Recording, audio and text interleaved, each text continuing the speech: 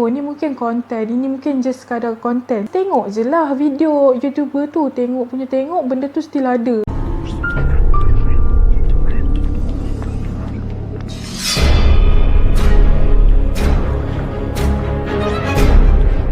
Hai semua, don't forget to subscribe my channel and jangan lupa untuk tekan button bell yang ada dekat tepi tu ya.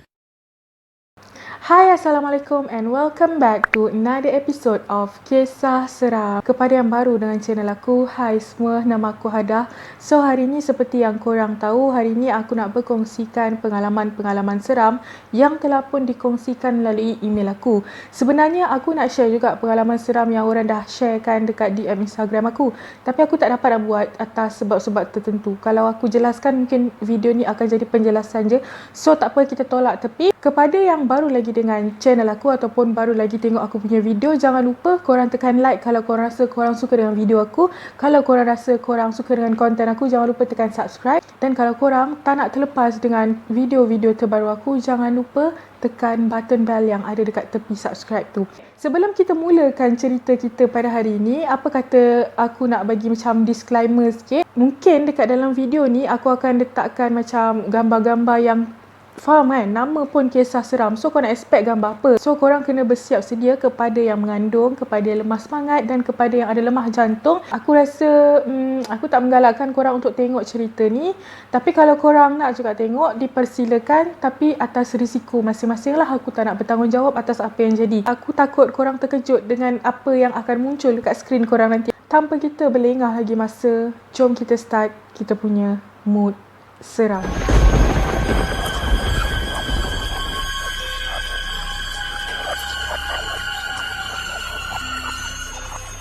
Okey, kisah yang pertama ni adalah kisah yang pernah terjadi pada 10 tahun lalu. Tapi sebenarnya ini bukan kisah aku tau.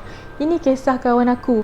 Dan aku ceritakan kisah ni sebab kisah ni aku teringat tiba-tiba pada hari kejadian tu ada aku. So aku ingat lah apa yang terjadi kan. Jadi 10 tahun yang lalu, masa tu aku dah jam 6 tau. So macam biasa bila kita dah jam 6, cikgu-cikgu akan lebih tertumpu dekat kita. Sebab kita ada macam peperiksaan besar. So UPSR lah kan. So masa tu aku ingat lagi, masa tu aku join satu camp ni. Kalau tak silap aku camp Qiyamul Lail lah, 3 hari 2 malam. So aku join camp tu. Kalau aku sebut camp, korang memang tak asing lagi dengan aktiviti night walk kan. Aktiviti night walk tu dijalankan pada malam pertama camp tersebut. Dalam pukul 11 macam tu, kita orang semua dibebaskan oleh cikgu-cikgu untuk pergi ke kantin and minum-minum, makan-makan kuih macam tu lah kan. Aku dengan kawan aku ni pergi kantin lah macam biasa, ikutlah peraturan camp tu kan. Kita orang berlima, kalau tak silap aku berlima tau. Sebab best friend aku ada 4 je, termasuk aku jadi 5 lah. Okay, so aku dengan kawan-kawan aku pergilah kantin untuk makan-makan. Okay, kalau nak diikutkan jadual, tepat pukul 12, kita orang semua ni nak kena berkumpul dekat tempat perhimpunan tau untuk jalankan aktiviti night walk tu lah. Sebabkan masa panjang lagi, dalam pukul 11.30 tu, aku dengan kawan-kawan aku decide untuk pergi ke tandas lah. So, aku ceritakan sikit situasi sekolah aku tu macam mana supaya korang boleh lebih memahami lah apa yang aku cuba sampaikan.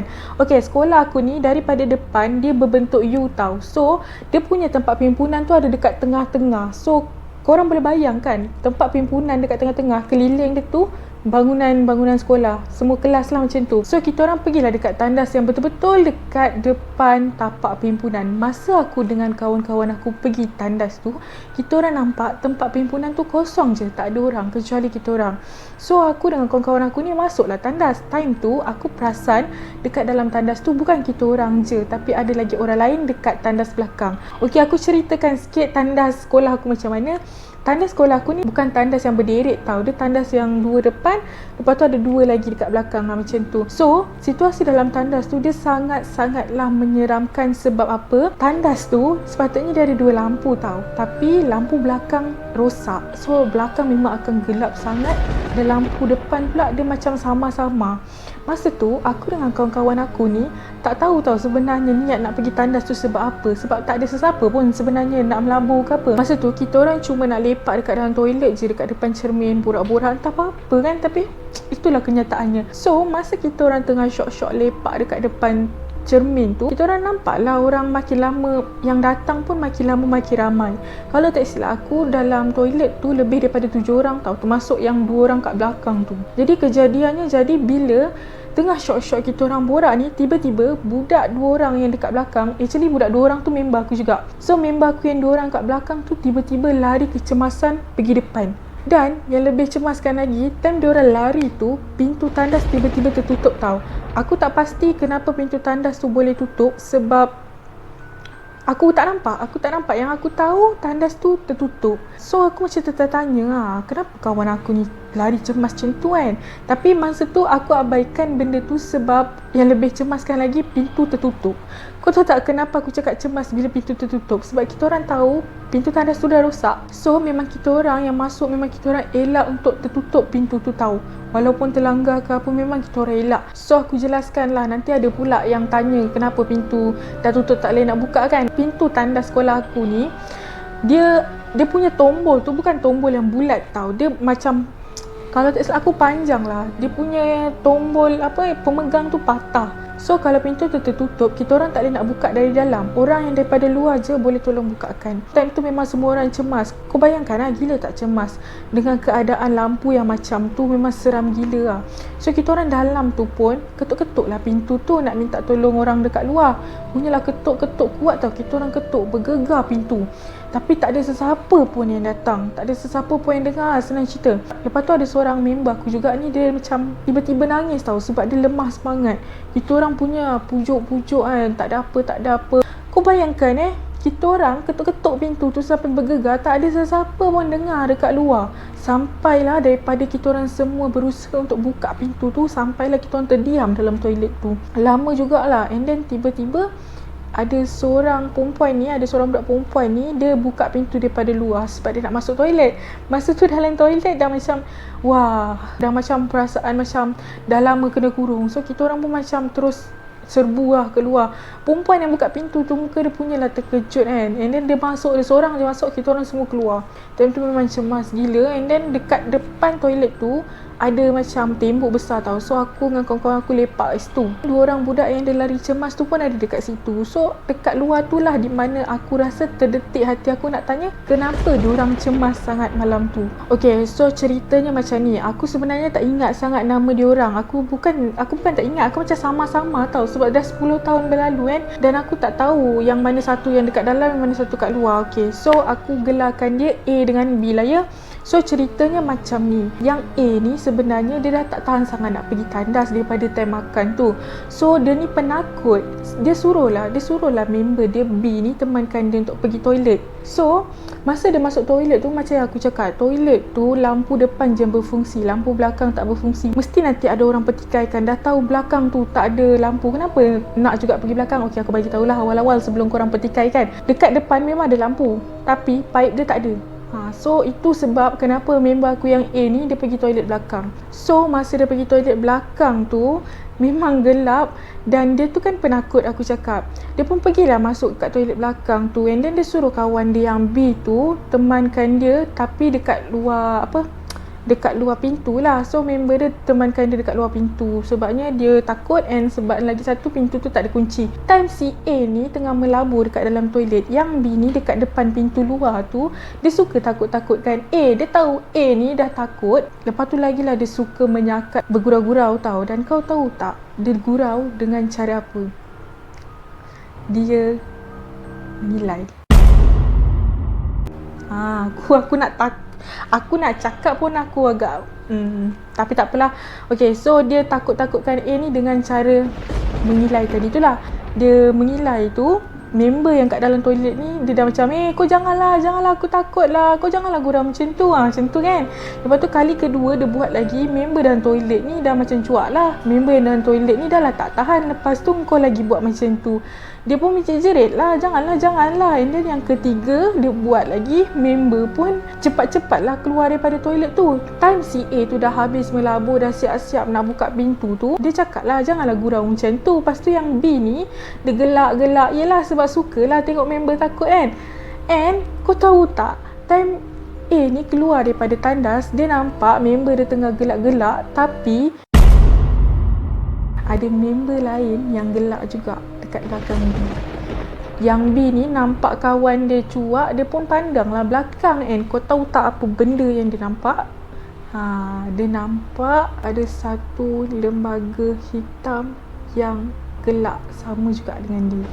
Aku tak tahu macam mana rupanya sebab bukan aku yang nampak dan diorang pun tak explain, tapi katanya benda tu dekat belakang dia pun gelak sekali. Aku macam, ya Allah, meremang gila aku dengar. Dan time tu lah diorang kawan aku tu dia terus lari cemas ke depan. Dan aku pun tak tahu kenapa time diorang lari pintu pun nak tutup sama. Dan aku dengan kawan-kawan lain juga yang jadi mangsa masa tu, kau tahu tak? Okey, kisah yang kedua ni adalah kisah yang dikongsikan melalui email aku. Okey, actually dia seorang je yang hantar. Dia seorang je yang hantar dekat email. Kebanyakannya hantar kat DM, tapi tak apa, aku share yang dekat email lah ya. Sekejap. Okey, kisah seram ni dikongsikan oleh Ijoy Nasim. Memang panjang gila lah.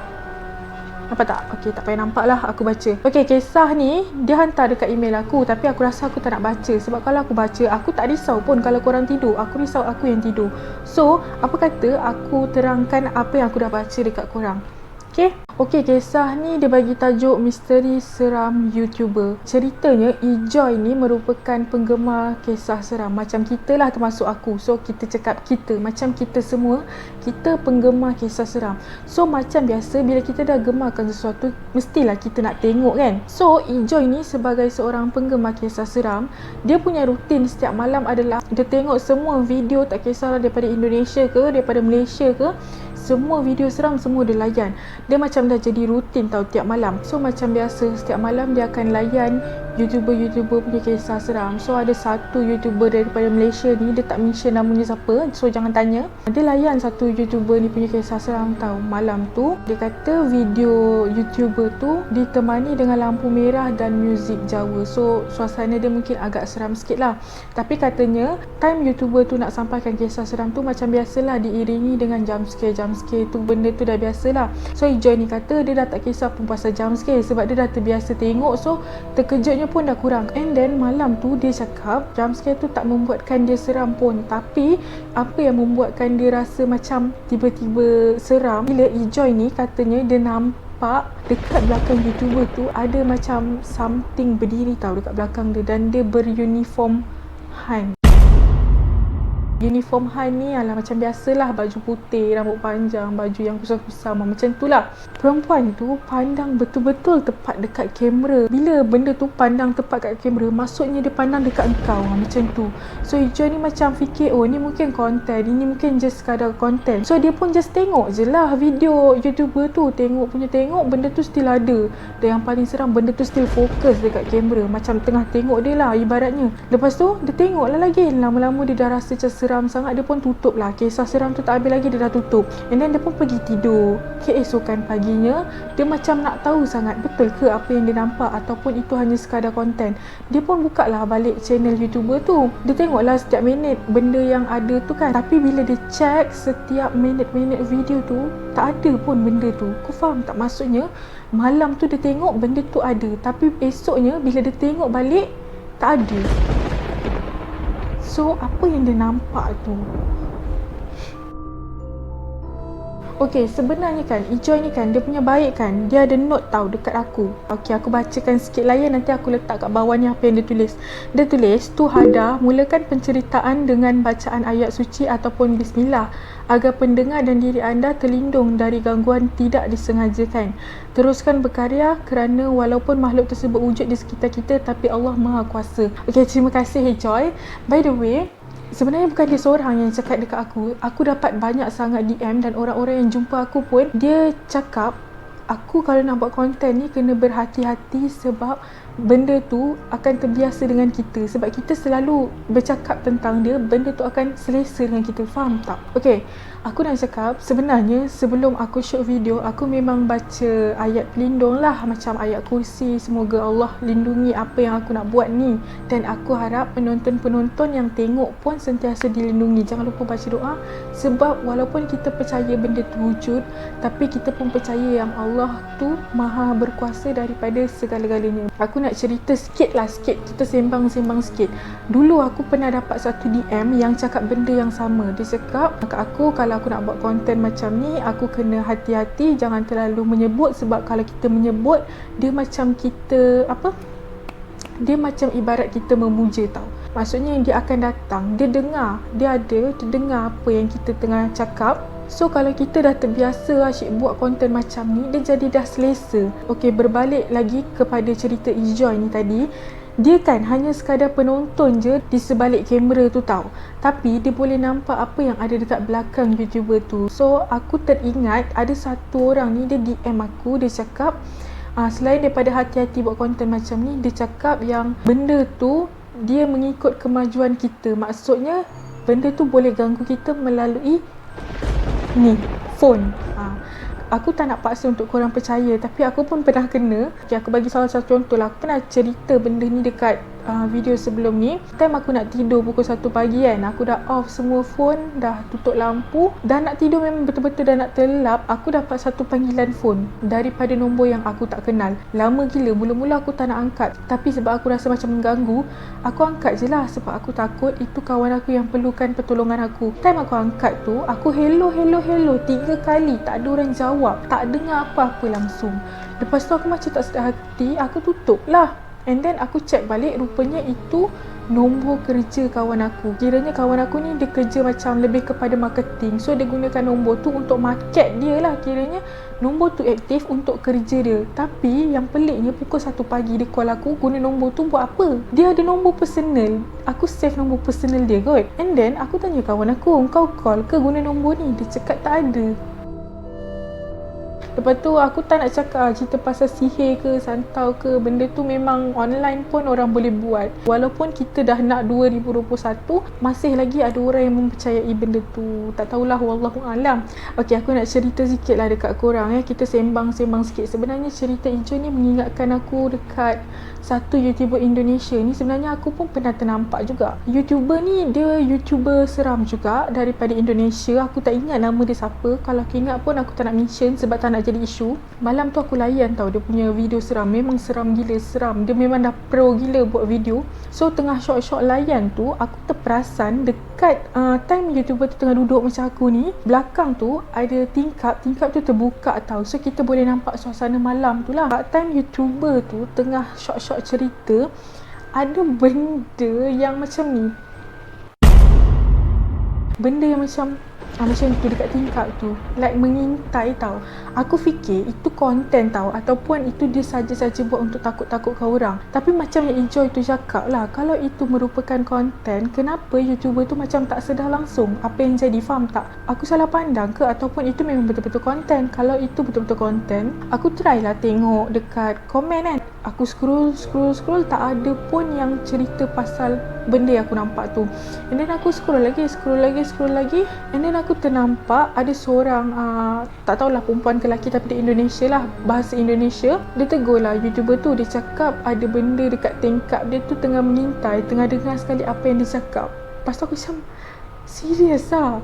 Sebab kebanyakannya dekat komen YouTuber tu memang ramai gila tegur dia. Setiap kali nak buat konten tu kan, dia kena hati-hati. So jadi tu je lah cerita aku untuk hari ni. Aku sebenarnya dah janji dengan korang aku nak sharekan pengalaman-pengalaman seram melalui DM Instagram aku kan. Tapi aku tak dapat nak share sebab kebanyakan korang yang share cerita dekat aku tak faham apa yang korang tulis. So aku minta maaf. Kalau korang suka dengan aku punya video, jangan lupa like, jangan lupa subscribe, jangan lupa komen. Kalau boleh komen tu biarlah komen yang agak menghormati sikit. Sebab kita ni, kalau kita nak dihormati, kita kena belajarlah untuk menghormati. Tak susah pun, tapi rasanya bukan semua orang boleh buat. Okay?